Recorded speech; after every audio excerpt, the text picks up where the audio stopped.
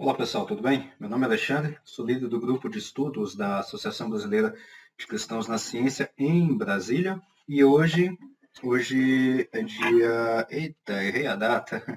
Hoje é 14 de maio de 2020. Nós estamos com mais uma reunião aqui do grupo para a gente continuar aquele assunto que nós estávamos tratando na semana passada sobre literatura bíblica. A gente começou na semana passada e hoje a gente vai continuar nesse assunto, né? Na verdade, é só fazer uma última aplicação, uma última revisão, que é sobre a questão dos gêneros literários, a questão até de um exemplo que eu selecionei, eu vou passar para vocês, vou fazer uns ajustes aqui, que eu vou passar, inclusive, para vocês, um exemplo de uma exegese, tá? Então, inclusive, eu deixei até os slides aí, na bio você vai ter o linkzinho aí, você pode entrar nos slides e ver com a data de hoje, os slides de hoje, tá? Então, a gente vai tratar hoje um pouquinho sobre literatura bíblica, que estamos baseando, estou me baseando neste livro aqui, Entendes o que lês, do Gordon Fee e Douglas Stewart, tá? A gente está trabalhando justamente com este livro, tá? Então, é claro, não dá para trabalhar em menos de 2 horas todo o assunto desse livro de exegese e hermenêutica, tá? É um livro bastante extenso, é um guia na realidade, mas a gente não vai tratar aqui de todo o assunto, tá? Eu dei algumas pinceladas. Na semana passada a gente falou sobre narrativas, mais especificamente do Antigo Testamento, e claro, aí vai estar na Bíblia de forma geral, tá? E hoje a gente vai tratar um pouquinho mais sobre a questão de Apocalipse, mais especificamente o gênero apocalíptico, tá? Claro que a gente vai falar um pouquinho do livro de Apocalipse, não dá em um pouco menos de 1 hora a gente tratar de todo o livro de Apocalipse, né? Obviamente não dá, mas eu vou dar uma pincelada e ainda vou trazer um exemplo que eu selecionei para vocês, que é o exemplo sobre Josué, que tem aquele texto lá em Josué, quando Josué e os israelitas estão fazendo guerra e o sol e a lua param. É isso que está escrito no texto, mas é isso que eu quero trazer para vocês aqui hoje, um pouquinho sobre isso, tá? Bom, antes da gente começar, então, eu também coloquei um post aqui no meu Instagram da sugestão que eu quero fazer para vocês hoje, né? A sugestão vai ser, hoje, como é quinta-feira, um dia um pouquinho mais científico, vamos dizer assim, a minha recomendação é esse livro aqui, do A Origem das Espécies, de Charles Darwin. Um livro em português, inclusive, editora Livros Scala, tá? É um livro muito bom, tá em português. Eu tenho ele já há alguns anos, desde 2011, tá? E é um livro interessante para a gente poder ter uma ideia geral sobre o que é a teoria da evolução e, claro, da própria mão do Darwin. Essa edição que eu tenho aqui é a tradução em português da 6ª edição em inglês, que foi a última edição de Darwin. Tá? Darwin ele escreveu o livro, lá ele publicou em 1859, depois disso acabou fazendo algumas novas edições, dando uma reformulada, dando uma ajeitada, e a 6ª edição, que é a edição, vamos dizer assim, mais completa, mais organizada que ele fez, é essa tradução que eu tenho aqui em português, que eu recomendo para vocês, tá? Então, assim, é claro, e aí a gente tem diversos detalhes com relação à teoria da evolução, né? Ela tá errada, ela tá certa, não sei o quê. Bom, aí a gente pode pegar, vamos dizer assim, no original. O detalhe é que a teoria da evolução, como ela é, de uma forma como ela está explicitada aqui, ela não é uma teoria, vamos dizer assim, completa. Tá? Tem muitas coisas que vão faltar e a gente só vai complementar décadas depois, por exemplo, a questão da genética, a questão de gene, epigenética, tem um outro termo que eu acabei esquecendo, a macroevolução, microevolução, que ele acaba mencionando um pouco que a questão da evolução do ser humano, que aqui não está nesse texto, está em um outro livro que ele colocou, tá? Mas uns complementos que a gente faz com a ciência hoje, né, principalmente com a parte de bioquímica, né, dá uma complementada boa e nós temos hoje a teoria da evolução de uma forma bem mais completa do que está aqui na obra de Darwin. É claro que esse livro aqui justamente serve para a gente ter um primeiro panorama da própria mão do autor, né, no caso de Darwin. E o mais interessante, se você for, deixa eu ver onde é que está aqui, na última página, mesmo, na página 467 dessa edição que eu tenho aqui, que é a última página, ele vai colocar mais ou menos o seguinte: Ah, cadê? Pô, eu tinha selecionado ele aqui. Penúltimo parágrafo dessa página 462 dessa edição que eu tenho, tá? No finalzinho do livro dele, ele coloca o seguinte: quanto aos meus sentimentos religiosos, acerca dos quais tantas vezes me tem perguntado, considero-os como assunto que a ninguém possa interessar, senão a mim mesmo.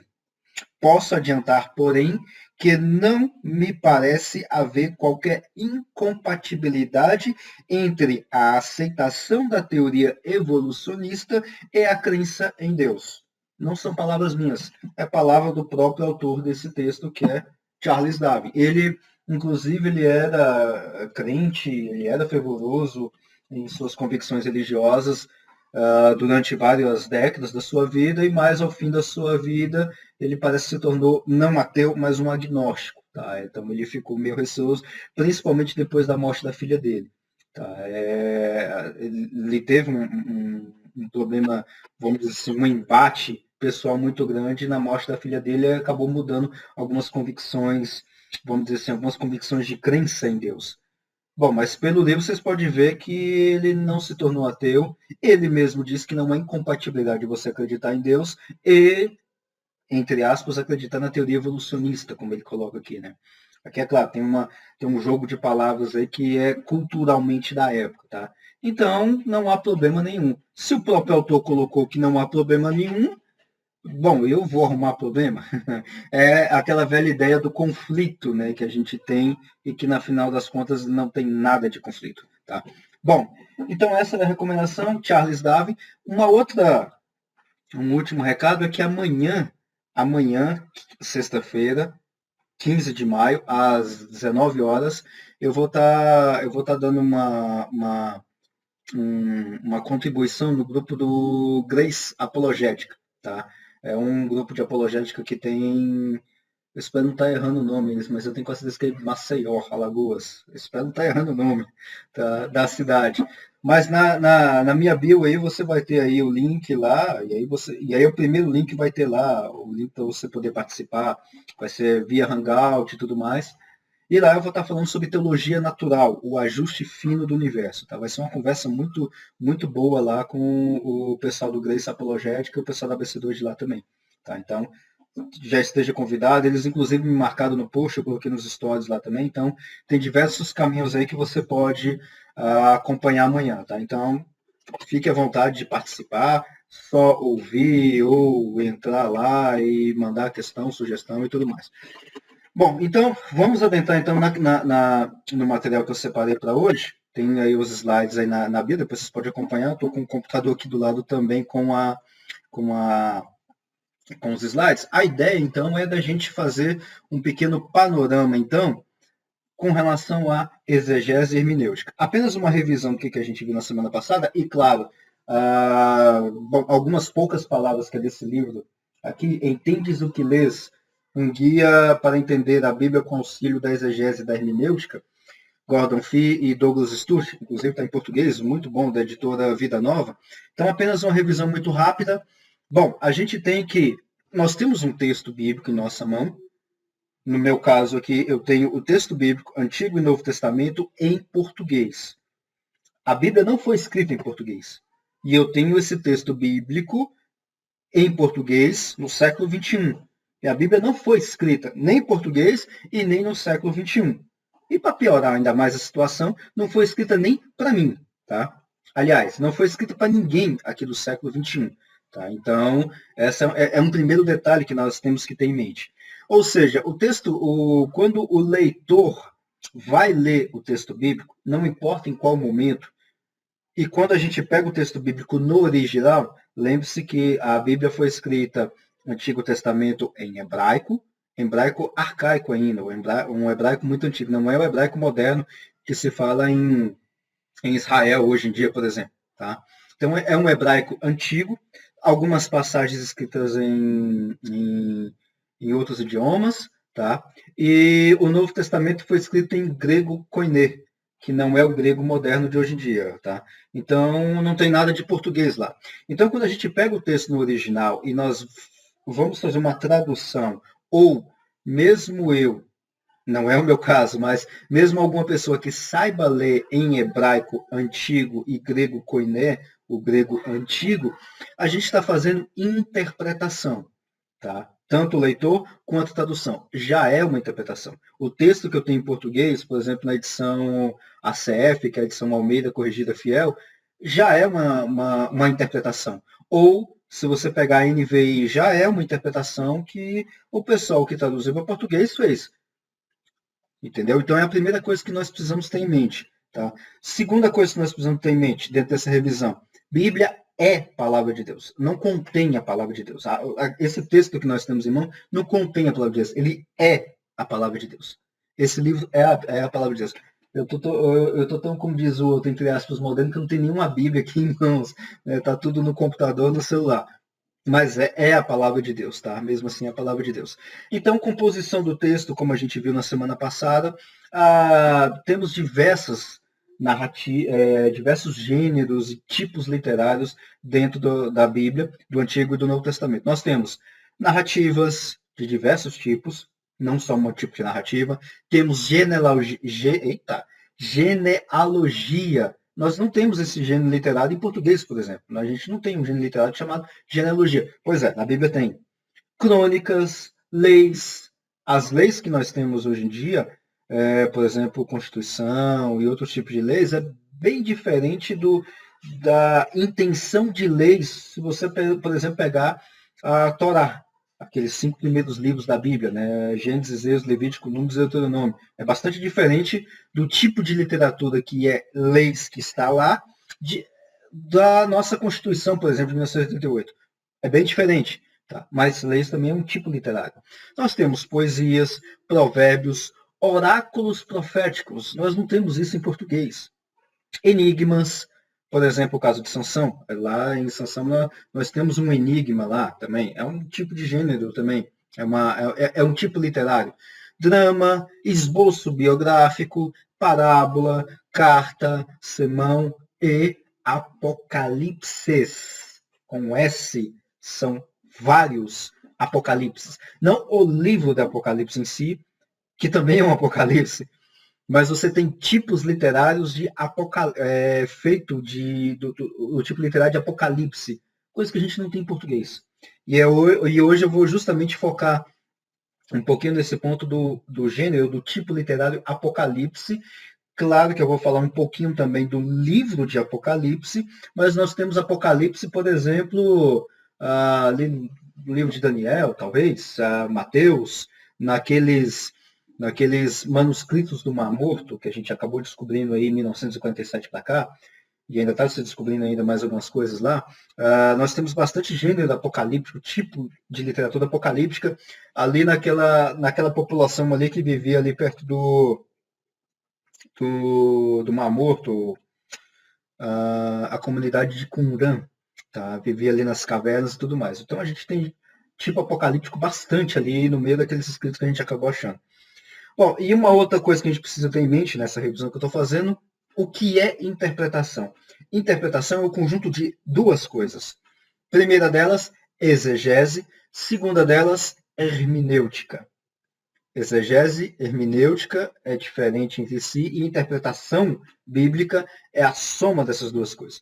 Primeiro, o que é exegese? Exegese é eu olhar o texto e ver o texto no seu original. Qual é a mensagem original daquele texto? Então, por exemplo, eu vou pegar... É o caso que a gente vai usar aqui. Eu vou pegar Josué ali no capítulo 13, se não me engano, capítulo 13, e vou ver que ali aquele texto de Josué que fala daquela batalha, que o sol parou e tudo mais. Eu vou fazer primeiro uma exegese desse texto. O que é isso? Eu vou ver o que o autor original queria dizer com aquela passagem, qual que é a sua mensagem, o que ele estava vendo, o que o destinatário original, não eu agora, estava vendo naquela passagem e outros detalhes a mais. Acabou aí. A hermenêutica é eu pegar essa mesma passagem e, vamos dizer assim, transcender a sua mensagem que era inicialmente para aquelas pessoas, para os nossos dias de hoje ou para qualquer época ao longo da história da igreja, porque a hermenêutica ela perpassa, ela transcende, vamos dizer assim, a mensagem ao longo dos séculos e ao longo das épocas. A exegese não, a exegese é específica para aquele povo, para aquela época, para aquela localização e para aquela região e naquele tempo e tudo mais. Não dá para eu escapar disso. A hermenêutica não. A hermenêutica ela vai pegar essa mensagem. Tá, essa mensagem de Josué serviria na época de Cristo para quê? Serviria na época dos pais da igreja para quê? Serviria no século XX para quê? Serve para quê no século XXI? Então a gente precisa ver esse tipo de coisa, tá? Então esse é o exemplo. Então a hermenêutica é essa, vamos dizer assim, essa transcendência da mensagem ao longo dos tempos, tá? E aí, dentro principalmente de exegese, a gente precisa ver a questão de contexto literário e contexto histórico. Tá? A gente tem que dar uma passada geral em cima de tudo isso para poder entender o texto no seu rio cultural. Tá, então, vamos lá. Então, para essa questão de contexto e tudo mais, eu preciso entender bastante esses detalhes na hora de eu fazer uma boa hermenêutica, boa exegese, eu somar de tudo isso, uma boa, uma boa interpretação bíblica, tá? Vou engasgar aqui. Bom, vamos lá. Primeiro, então, acompanhando os slides aí, para quem não tiver os slides, depois pode olhar aí dentro do link na bio que eu coloquei aí, tem os slides, você pode baixar, tá encadeado por data, então é só pegar a data de hoje, 14/5/2020, e aí você vai ter literatura bíblica que você pode acompanhar aí. Bom, e aí eu coloquei uma figura que é justamente a questão da terra na Bíblia, né? A questão de como é que os povos, ao longo de toda a Bíblia, podemos colocar assim, desde o Antigo e o Novo Testamento, entendiam a questão do universo, via como é que eles olhavam e viam as estrelas, a terra, o inferno, as comportas do céu para cair água e tudo mais. É essa figura que a gente precisa ter em mente na hora que vai analisar, por exemplo, um texto igual aquele texto de Josué, que eu vou dar uma passagem rápida com vocês aqui como exemplo. Tá? Então, é esse tipo de imagem que vocês precisam ter em mente na hora de fazer qualquer exegese ou interpretação bíblica. Bom, então adentrando então ao ponto que eu quero colocar, que é justamente a questão de Apocalipse. Eu coloquei o título Apocalipse, mas lembre-se que eu não estou falando apenas do livro de Apocalipse em si, mas eu estou falando também do tipo literário que é Apocalipse, tá? Então eu estou intercambiando essas duas palavras. Um resumo que dá nesse livro aqui, do Stuart e do Fee, eu peguei exatamente do jeito que está lá no último capítulo, sobre Apocalipse, essa questão alguns pontos que eles levantam lá, tá? E eu quero justamente passar, eu copiei esses pontos, coloquei nos slides aqui, e depois vocês podem dar uma olhada, quem não tiver ali pode dar uma acompanhada no que são esses pontos. E é justamente esses pontos que eu quero fazer todo o resumo geral do tipo literário Apocalipse e um pouquinho do texto, com algumas aplicações ao texto de Apocalipse. Bom, primeiro, uma narrativa do Antigo Testamento em geral não ensina diretamente uma doutrina específica que é o que a gente quer. Tá? Então, isso a gente viu na semana passada, inclusive. Tá? Bom, então uma narrativa no Antigo Testamento, de uma forma geral, não ensina diretamente uma doutrina. Tá? Então, eu quero uma doutrina específica. A gente não vai encontrar esse tipo de coisa. Tá? A gente não encontra esse tipo de, vamos dizer assim, de embasamento bíblico para um tipo de doutrina que nós queremos. Por exemplo, um caso clássico disso é quando a gente pega aqueles livros que estão ali entre o Antigo e o Novo Testamento, que são aqueles livros, por exemplo, de Primeiro e Segundo Macabeus, que na realidade não é só Primeiro e Segundo Macabeus, são 7 livros de Primeiro e Segundo Macabeus. A gente tem, por exemplo,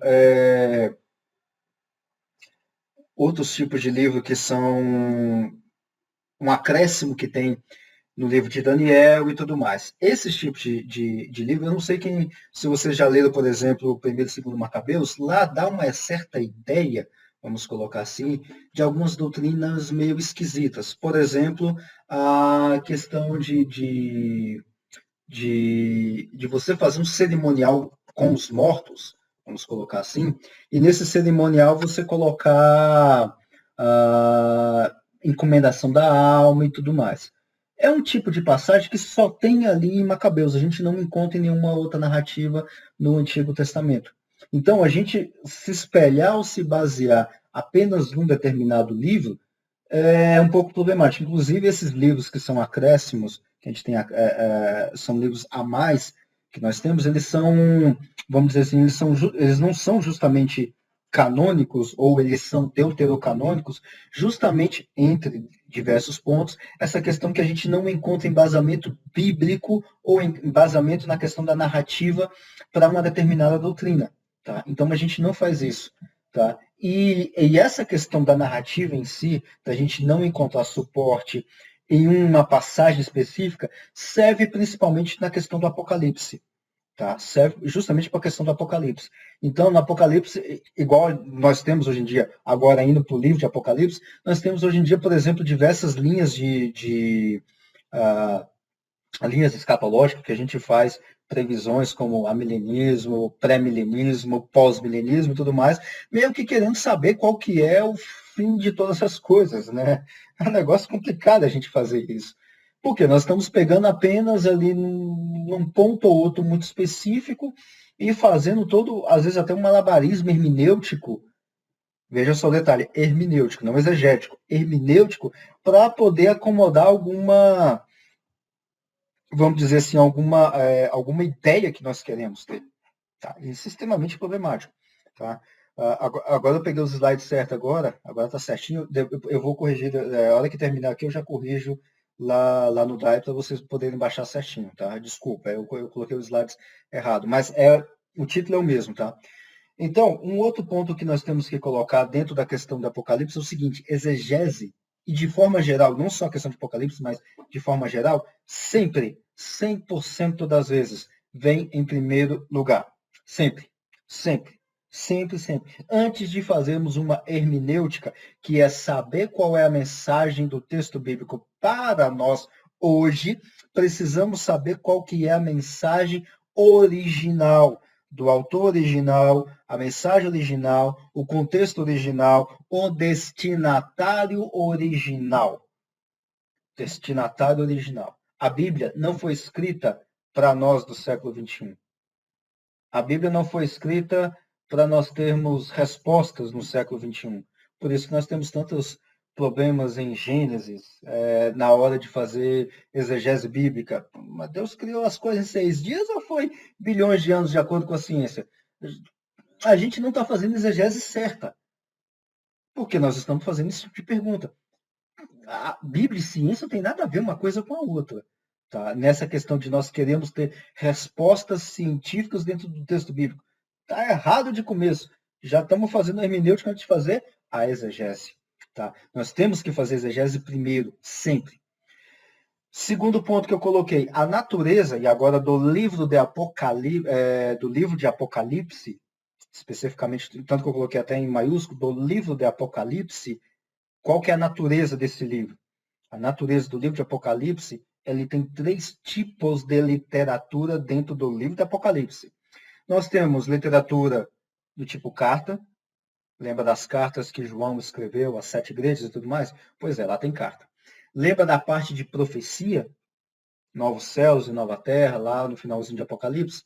Tem também oráculos proféticos. É um tipo literário que nós não temos em português. Mas tem lá em Apocalipse. E um outro tipo literário que tem no livro de Apocalipse é o tipo literário apocalíptico, que não temos também em português. Tá? Então, nós temos Apocalipse dentro de Apocalipse, né? Vamos colocar desse jeito. Tá? Então, nós temos essas 3 coisas dentro do livro de Apocalipse, de forma majoritária, tá? Porque nós temos outras coisas lá dentro também de Apocalipse, como narrativa poética, simbologia do primeiro ao último capítulo, a lá vão ter demais. Tá? Temos bastante coisa nisso. Temos uma certa narrativa descritiva, pouquinho, mas temos. Então, assim, temos essa miscelânea. Tá? O problema é nosso, não da Bíblia, mas o problema é nosso de desmanchar essa miscelânea e fazer a exegese correta. Tá? Esse é o grande detalhe. Fazer a exegese correta. Bom, a literatura apocalíptica, ela geralmente está entre o segundo, o terceiro século antes de Cristo e o terceiro século depois de Cristo, mais ou menos em uns 400 anos, tá?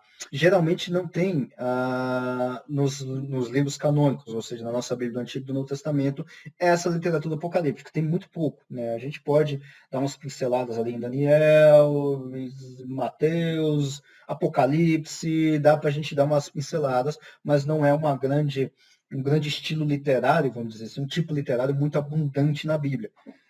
Mas, palavras minhas e não dos autores, é o tipo literário que mais tem problema, tá? É a questão da literatura apocalíptica, tá? É o que mais dá problema, apesar de que não é vamos dizer assim, o que está mais espalhado dentro do texto bíblico. Tá? Características comuns, tá? E aí essas características eu puxei do Gordon Fee e do Douglas Stuart.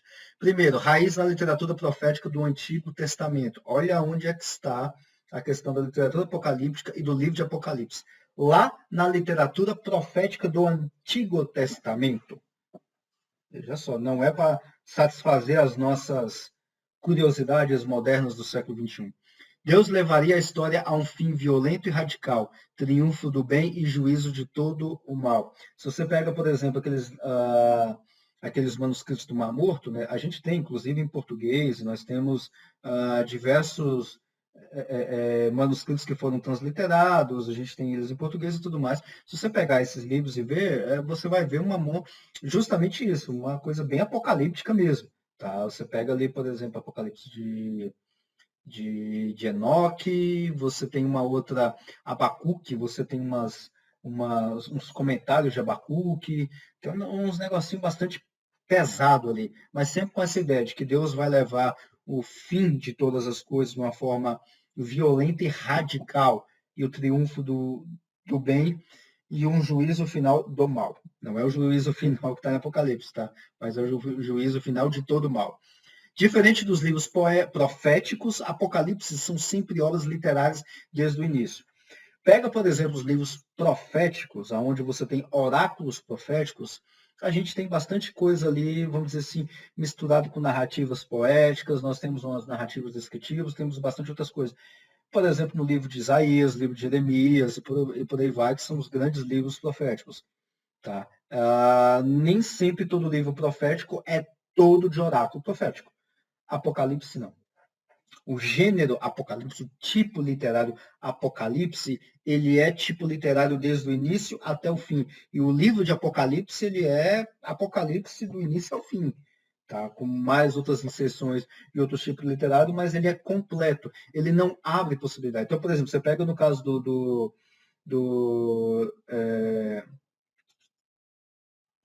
Isaías, que eu mencionei agora. Lá em Isaías você vai ter diversos oráculos proféticos e tudo mais. Então, o livro de Isaías, de uma forma completa, é um livro profético. Mas você não vai achar no livro de Isaías apenas oráculo profético. Dentro do oráculo profético você tem ali uma certa manipulação, que eu quero dizer no sentido de outros tipos literários misturado ali no meio do oráculo profético. Apocalipse, não. Tipo literário apocalíptico, Deus vai trazer um fim violento e radical do início ao fim. Conteúdo, aí agora novamente o Apocalipse, conteúdo em forma de visões e sonhos, linguagem enigmática e simbólica, pseudonímia, ou seja, atribuição autoral a personagens antigos, como Enoque, Baruque e tudo mais. Então a gente tem Apocalipse Enoque, de Baruque, por aí vai. A gente nunca tem um autor original daquele tipo, ou daquele livro de Apocalipse que nós estamos vendo, ou daquele livro que tem uma quantidade literária de Apocalipse, com exceção do livro de Apocalipse mesmo, que já tem na cara quem é o autor. Né? Por isso que o livro de Apocalipse acaba saindo um pouco dessa regra. Dessa regra da pseudonímia, ou seja, de eu colocar um pseudônimo ali. Foi outra pessoa que colocou. Não, aqui não é o João, aqui é o Pedro. Se bem que a gente tem Apocalipse de Pedro também, que não está no texto bíblico nosso, tá? Mas nós temos Apocalipse de Pedro também, e tem outros livros aí que não são canônicos. Mas dentro do livro de Apocalipse nós temos aí visões, sonhos, linguagem enigmática, simbólica, 666 é o quê? São 3 números? Não, é o chip da Samsung que cabe palma da mão ou na testa. Não, ele é linguagem simbólica, tá? Figuras de linguagem frequentemente expressas em fantasia e não na realidade. Você pega de novo no livro de Apocalipse, você vai ver dragão, um bicho com 10 cabeças e tudo mais. Aquilo é tudo fantasia. Fantasia no sentido de que aquilo não é um animal da nossa realidade. Mas a figura de linguagem que está fazendo a parte simbólica ali, está lá no texto de Apocalipse, mas aquele bicho não é da realidade em si. Entendeu? Não é o comparativo da realidade. É claro que a gente vai ter que estudar para saber por que João estava colocando isso dentro da literatura apocalíptica. Tá?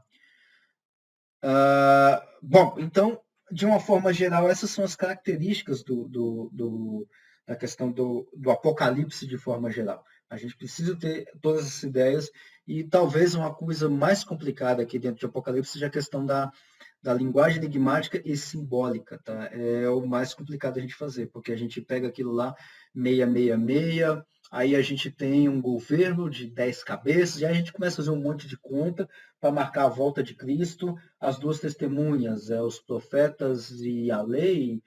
Então é Enoque e Moisés. Aí a gente começa a entrar numa paranoia para tentar saber o que tem ali. Talvez ali a ideia original, exegese.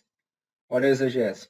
A ideia original de João nem seja tudo isso que a gente está fazendo aqui. João ali, talvez ele esteja falando ali de uma perseguição que a igreja está enfrentando naquele momento e tudo mais, para eles permanecerem firmes, porque vai mais perseguição. E ele coloca lá uma codificação lá para simbolizar, por exemplo, o Império Romano, o Imperador Nero e por aí vai. Tá? Ali não é para a gente identificar a Igreja Católica Apostólica Romana que está ali, como alguns reformadores fizeram, ou faziam, né? Chamava a besta, uma das bestas que era o Papa da época, do século XVI. Né? Aí a gente está fazendo uma exegese, não exegese. Exegese é colocar uma interpretação que a gente quer dentro do texto, que não está no texto. Tá? Bom, então era isso que eu tinha para falar de Apocalipse, e agora eu vou trazer para vocês a questão da interpretação.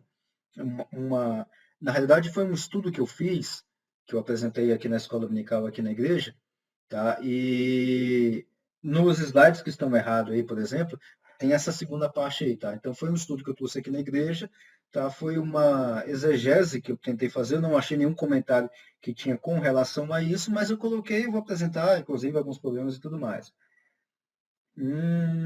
Como poderíamos aplicar ou interpretar tais metáforas ou figuras de linguagem? Quais caminhos a seguir na exegese? Pois é, a gente tem diversos caminhos que a gente pode fazer para poder seguir nisso, para a gente poder entender essas metáforas, essas diversas figuras de linguagem que a gente tem. Tá? O primeiro caminho que eu daria é seguir esse caminho do livro. Tá? Entendes o que lês, tá? Porque nesse livro aqui você vai ter vamos dizer assim, ferramentas exegéticas, inicialmente exegéticas, de como é que você faz primeiramente, uma exegese do texto bíblico. Então aqui a gente tem, por exemplo, deixa eu só pegar aqui. Então aqui, como é que a gente trabalha, por exemplo, com uma boa tradução? Como é que a gente faz uma boa tradução? Aqui a gente tem a primeira ferramenta que eles apresentam. Tá? Como é que a gente trabalha com questão de epístolas, narrativas, questões hermenêuticas, porque esse livro aqui, na realidade, não é só o Antigo Testamento, tá? É do Novo Testamento também. Então, epístolas, como é que a gente trabalha com epístolas? Narrativas do Antigo Testamento, esse é um emprego apropriado, que foi o que eu trabalhei na semana passada um pouquinho. Mas como é que a gente faz para trabalhar com isso? Atos, o livro de Atos, a questão histórica do livro de Atos lá do Novo Testamento. Então, eles dão algumas chaves hermenêuticas e algumas ferramentas de trabalho para a gente poder trabalhar com isso. Evangelho.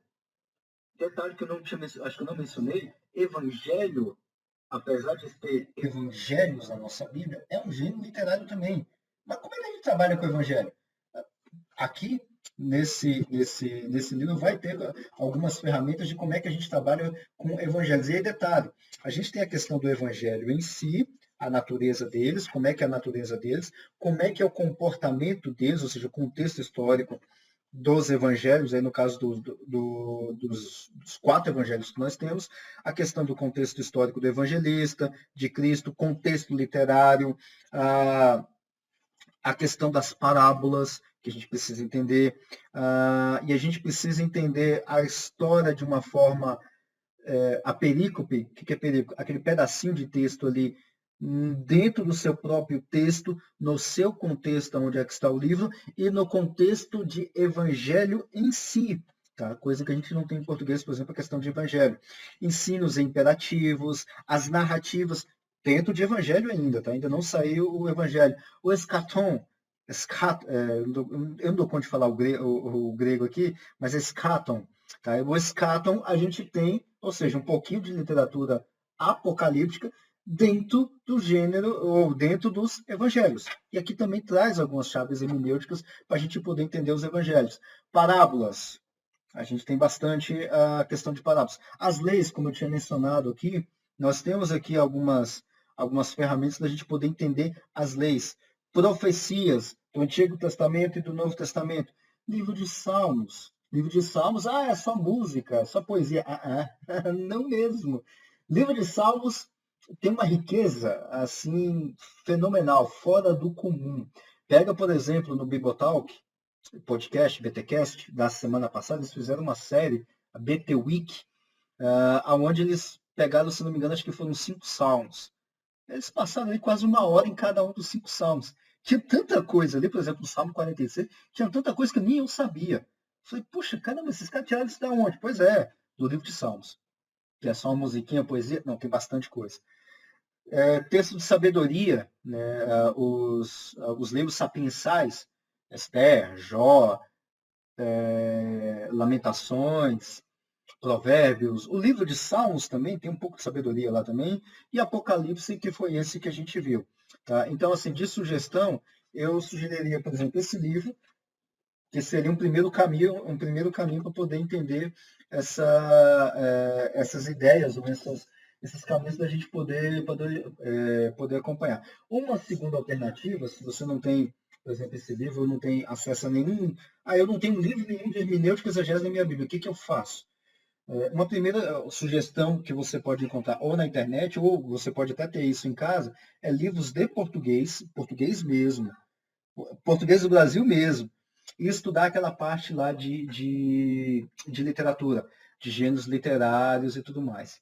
Lá naqueles livros de português, pelo menos na minha época, já tem algumas décadas, que eu estudei no meu ensino médio, lá tinha, dentro da parte de literatura, porque antigamente os livros que eu estudei tinha a parte de gramática, redação e literatura no mesmo livro. Tá?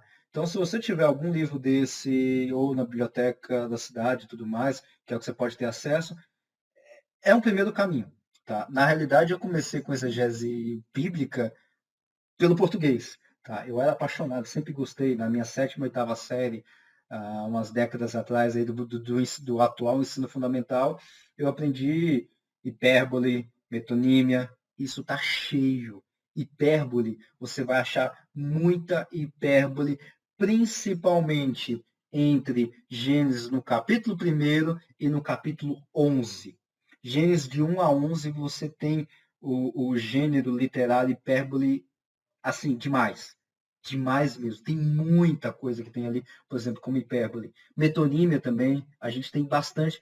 Quer ver onde tem que metonímia? Em Gênesis, capítulo 5. Aquela parte de genealogias? Pois é, lá também tem muita metonímia. A parte pelo todo, ou todo pela parte. Ali você tem, no caso ali, da família representada por um nome. Mas não é a pessoa que está gerando, é sim a família que tem ali. Por isso que na hora que você faz a contagem das pessoas ali, não tem cabimento a pessoa viver 900 anos. Não, ali é da família em si. É um gênero de metonímia. Então, você pode começar justamente do português. Pegando o português puro e simples, você já tem vislumbre de muita coisa de texto bíblico. Tá? Então, essa é a recomendação que eu deixo. Bom, então vamos para o exemplo que eu deixei separado. Vocês podem acompanhar aí no slide. Tá? No slide você pode acompanhar, apesar do slide estar errado, essa parte está certa nele, mas eu vou acertar direitinho. Eu fiz uma interpretação, uma exegese, do texto de Josué, capítulo 10, do versículo 5 a 14. Tá? Eu não coloquei o texto todo, você pode acompanhar na sua Bíblia aí depois, tá? Nesses minutinhos, eu não vou explorar todo o texto, tá? Mas, de uma forma geral, aquele texto, e aí o que, que eu fiz aqui? Isso aqui foi um exercício que eu vou dizer assim, que eu mesmo fiz, tá? Eu peguei esse texto, queria aplicar na escola dominical, em algumas aulas que eu estava dando lá na escola dominical, nas aulas de interpretação bíblica. Como é que. Dá um exemplo de interpretação bíblica. Aí eu peguei esse aqui. Eu peguei esse e eu mesmo fiz o trabalho ali de exegese, puramente exegese. Não fiz hermenêutica, só exegese, tá? E aí eu mesmo fiz o trabalho e tudo mais. O que, que eu fiz nesse exemplo que eu vou mostrar para vocês? Peguei o texto, Josué capítulo 10, versículo 5 a 14. E aí, exegese pelo texto sem consulta adicional. Eu peguei o texto e eu mesmo escrevi num pedaço de papel, que está nos slides aí, exatamente o que está no texto. Primeiro, Deus mandou uma chuva de pedra contra os reis amorreus. Está lá no texto. Eu anotei isso. Segundo ponto, Josué ora a Deus para que o sol e a lua parem, ou seja, o dia seja maior, como está lá no texto, para a batalha terminasse. A batalha tinha que terminar com esse dia um pouco maior, com a destruição dos exércitos dos amorreus. É o que está lá no texto, nada mais. É o que está lá, só destaquei esse ponto. Sol e lua pararam no meio do céu por quase um dia inteiro e não houve dia semelhante a este, nem antes e nem depois. Está lá no texto. Puro e simples. Peguei alguma informação a mais no texto, além do texto? Não, só isso. Peguei apenas isso. Tá? Aí, destaquei essas opções, peguei lá o texto, continuei com o texto aqui do lado e foi para eu peguei um comentário bíblico multi, que tem no The Word, que é um softwarezinho The Word é um software que tem, ele é gratuito, você baixa os comentários, baixa dicionário e tudo mais. Então, eu peguei lá o meu comentário multi, lá desse programa do The Word, peguei outros comentários também e fui olhar esse texto, os comentários desse texto de Josué, capítulo 10, em relação a outros comentários. E aí eu destaquei alguns pontos. Primeiro ponto, campanha de guerra em Canaã há alguns meses, no capítulo 1 até o capítulo 9 de Josué. Está ali no texto bíblico, mas os comentaristas destacaram esse ponto. Beleza, anotei esse ponto lá. Segundo ponto que os comentários me trouxeram bastante, a questão da geografia. Como é que é a geografia? É uma geografia, o local ali é extremamente seco, extremamente quente, e naquela época daquela batalha contra os amorreus era verão. E aí a gente consegue situar mais ou menos ali que foi após a Páscoa, mais ou menos no segundo semestre do ano. Tá? Lembre-se que Israel está no hemisfério contrário ao nosso hemisfério. Tá? Lá é quente e aqui é frio. Lá é frio e aqui é quente, e vice-versa, tá? E nessa época aqui foi mais ou menos o segundo semestre,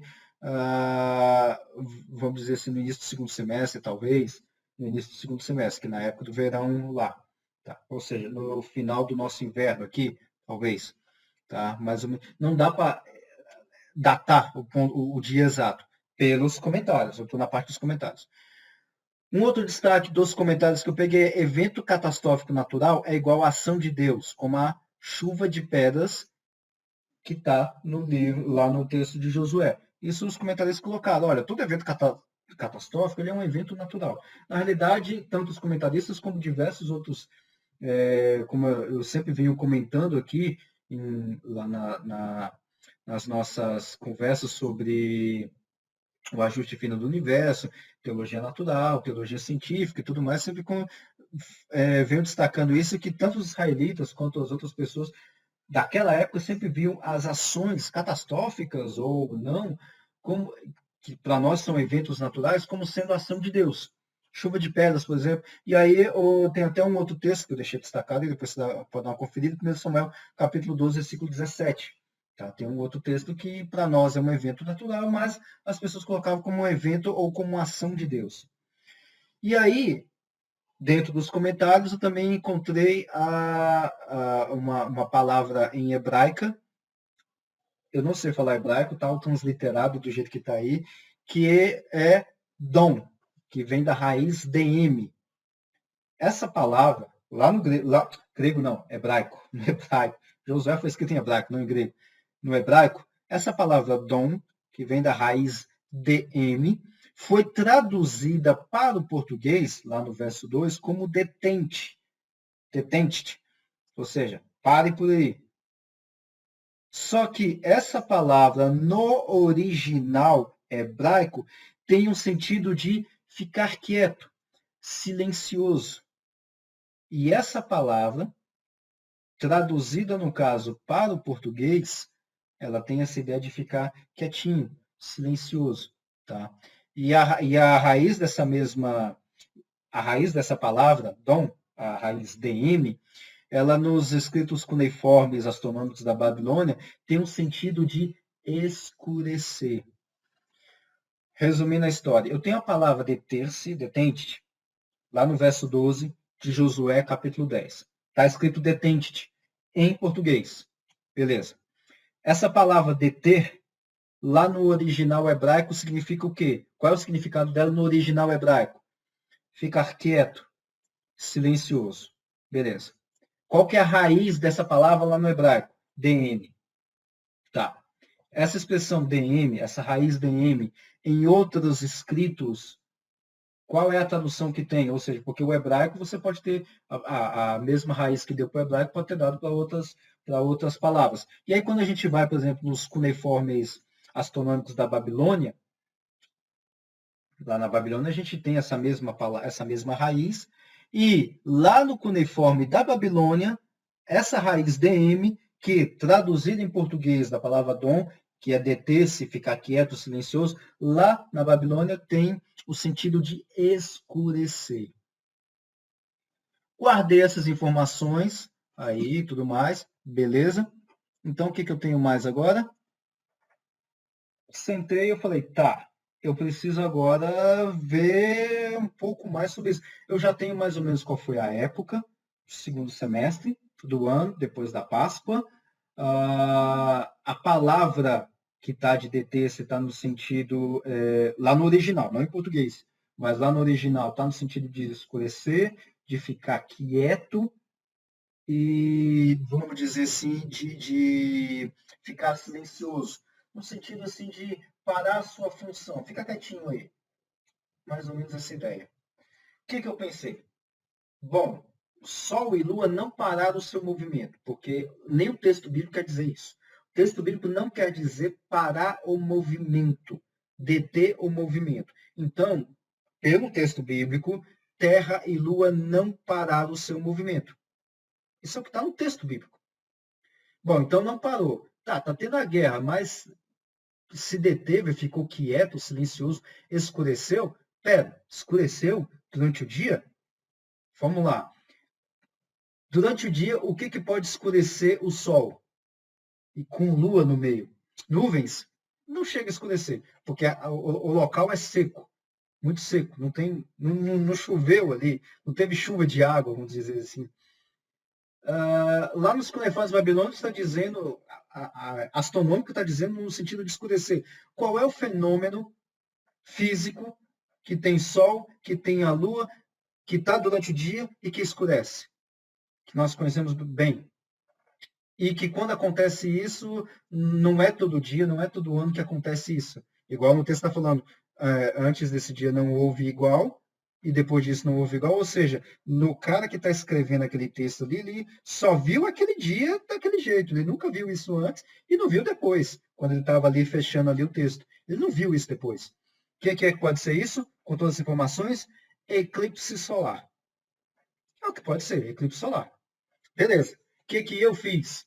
Pesquisei o local, qual que é o local mais provável, pesquisei a data, qual que seria a data mais provável, que tenha verão, que seja depois da Páscoa, que seja num local seco e tudo mais. Peguei todas as informações, pesquisei uma questão de uma data um pouco mais aproximada, usei um outro programa que eu tenho aqui, que é o programa Stellarium, é um software que faz, vamos dizer assim, que faz simulação astronômica, tá? E aí, nessa simulação astronômica, eu coloquei todos esses dados que eu encontrei. Então, o que eu encontrei? Eu encontrei, por exemplo, a localização.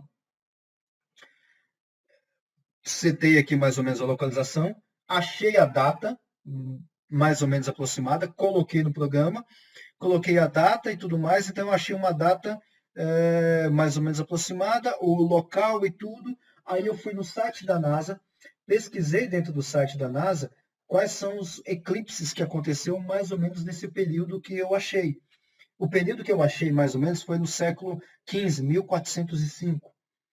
E eu encontrei nos dados, aliás, eu encontrei não, tem os dados de eclipse lá no site da NASA, você pode encontrar isso, é aberto, tá? A NASA não esconde isso, é aberto. Tem lá no site da NASA esses dados, tá? E aí eu encontrei que no dia 13 de julho do ano 1405 a.C., teve um eclipse solar nessa região. E, coincidentemente, né, não tem coincidência, coincidentemente, ah, nessa região foi a região mais provável onde aconteceu essa batalha dos israelitas com os amorreus. E aí eu simulei todo esse dia, como é que foi esse dia. Por exemplo, o sol nasceu no dia 13 de julho de 1405, às 23h30 da noite. Às 23h30. É porque, como está deslocado bastante a questão de data e tudo mais, o sol nasce muito cedo, quase que de noite ele se põe muito cedo, como tem nessas figuras, vocês podem observar. Então eu consegui achar que o sol nasceu por volta ali na região ali de Jerusalém e tudo mais, ali por perto ali, tá? Que foi a terra onde eu simulei, no dia 13 de julho de 1405 a.C., às 23h30, o sol nasceu. E aí tem as imagens aí que eu printei para vocês aí, depois vocês podem observar. O sol nascendo, a lua está ali perto. Quando foi por volta de 9h03 da manhã, a gente tem o começo do eclipse, tá? E eu coloquei as imagens aí para vocês, está aí para o lado oeste, né? Está quase o sol se pondo, porque nesse dia, como tem esse deslocamento todo aí de questão de horário, o sol nasceu às 11h30 da noite do dia anterior e vai se pôr, se não me engano, parece que meio-dia, 1h da tarde. Tá? A gente tem essa inclinação e tudo mais. Isso aí então, não é nenhum problema na simulação, tudo mais. Isso realmente acontece.